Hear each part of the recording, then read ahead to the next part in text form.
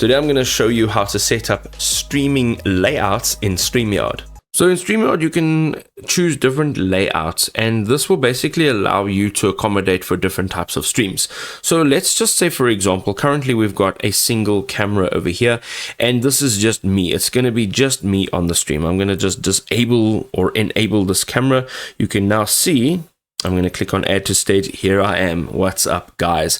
Right, now this, you can see this is what it currently looks like, and you can go to style and you can change how that is actually displayed.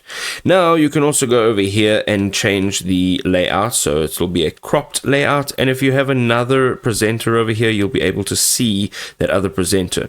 You'll also see that you can change it this way. You can also have it in this light, this light. Let's change that again.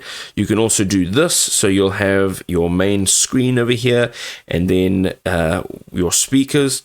And then you can also do this, which you'll have your main stream over here, and then just your avatar down over here. Now these are all the layouts that you can see here, and if you'd like to add a new layout, just click on plus, and then you can add items. So perhaps let's say you want to create a dynamic camera grid, and then a camera slot and a media slot, and you can move them around and make your own layouts.